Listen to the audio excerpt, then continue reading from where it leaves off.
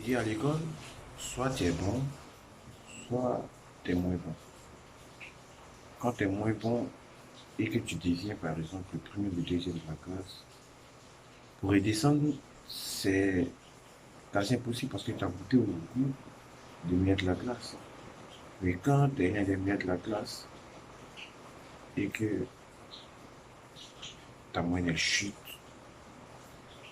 il y a deux options.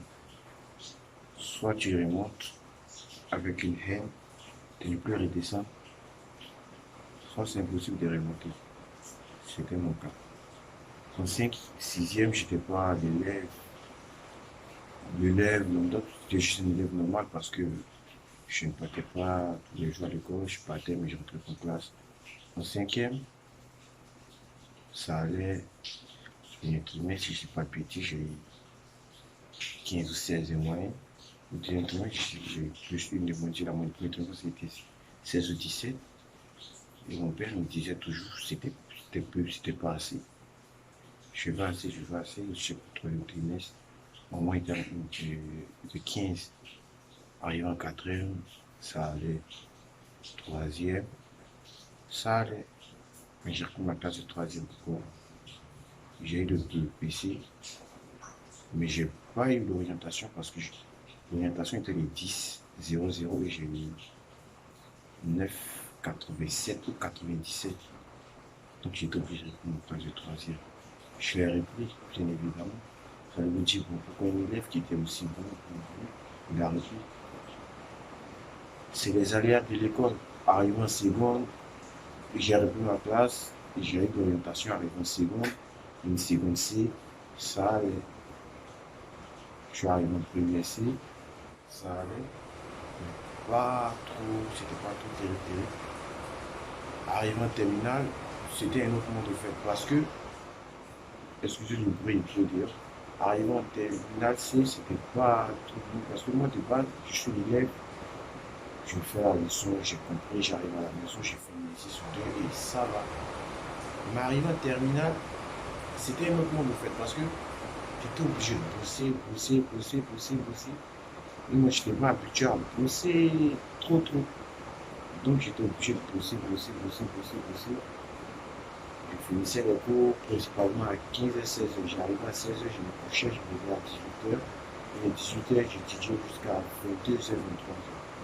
22 h, 23 h, je me couchais, je me levais à 5 h, je priais. Je faisais un peu d'exercice à 6 h, 7 h, je partais à l'école. Je rentre toute l'année scolaire. Et ma moyenne n'était pas ouf. J'ai passé le bac une fois, je n'ai pas eu. J'ai eu. J'ai pas eu à. On demandait 200 points. J'ai pas eu 200 points. J'ai repris mon classe de terminale une deuxième fois. Et j'ai pas eu encore ces 200 points. Et du coup, je suis en terminale pour une troisième fois. Vous allez vous dire, ouais, pourquoi est-ce que t'as pas revenu? En fait, le bac, pour moi, c'est un diplôme qui est important parce que si j'ai le bac plus tard, si je j'arrête plus tard, si je continue, moi j'ai le bac, j'ai la sécurité de me dire dans ma tête, t'as le bac, tu as le bac, au moins je me dis, bon bah j'ai le bac, je peux devenir après maçon, menuisier, tout. Un travail qui peut suivre, qui peut permettre que je survienne à l'âge. Mais j'ai le bac, au moins, ouais, je ne sais même pas quoi dire. Donc, j'ai 20 ans. Et si je le bac l'année prochaine, ça fera 21 ans. Parce que je suis un 2005. Imaginez pour un 2005 avec des 2008. En fait, il te manque de respect, mais tu ne peux rien dire. Tu vois, c'est la vie. Et même si j'ai le bac, j'avais le bac, je ne savais pas quoi faire parce que moi, j'aime l'informatique, j'aime la finance. Mais je ne sais pas où me lancer au fait. Je me suis dit, bon, bah, j'ai pris le bac une deuxième fois, je vais essayer le bac 42. J'ai essayé le test et je n'ai pas eu.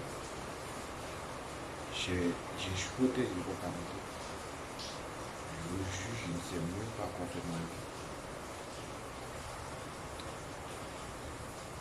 C'était moi et désolé si j'étais en